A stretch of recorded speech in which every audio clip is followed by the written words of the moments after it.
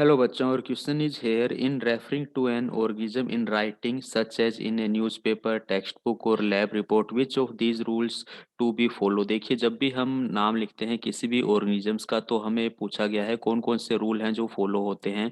Scientific name जब भी हम लिखेंगे, चाहे हम न्यूज़पेपर में लिखें, चाहे टेक्स्ट बुक में लिखें, चाहे लैब रिपोर्ट में, तो अंडरलाइन एंड इटैलिकाइज जीन्स होना चाहिए। बिल्कुल हमारा एक्चुअली जो साइंटिफिक नेम होता है टू वर्ड्स से मिलकर बनता है और इसके कुछ रूल्स हैं। पहला जो वर्ड्स होता है वो किसको रिप्रेजेंट करेगा, जीन्स को रिप्रेजेंट करेगा, और दूसरा किसको रिप्रेजेंट करेगा, स्पीसीज को।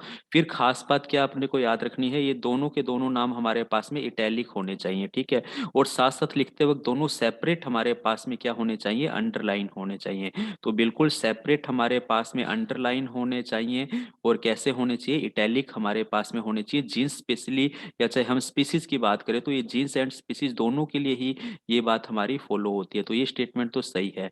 अंडरलाइन और इटैलिक स्पीसीज, देखिए स्पीसीज के लिए भी लिख दिया ना, तो मैंने कहा कि इस बात तो दोनों के लिए फॉलो होती है, ठीक है। First letter of species should be upper case, नहीं अपर केस स्पीसीज का नहीं होता है, ये हमारा जीन्स का होता है। फॉर एग्जाम्पल जीन्स का जो फर्स्ट लेटर है, जैसे कि मैं मैंगी फेरा इंडिका मैंगो का नाम लिख रहा हूँ, तो जीन्स का फर्स्ट लेटर कैसा होगा, हमारा कैपिटल होगा, जबकि स्पीसीज का हमारा स्मॉल होता है। तो ये स्टेटमेंट हमारा गलत हो रहा है।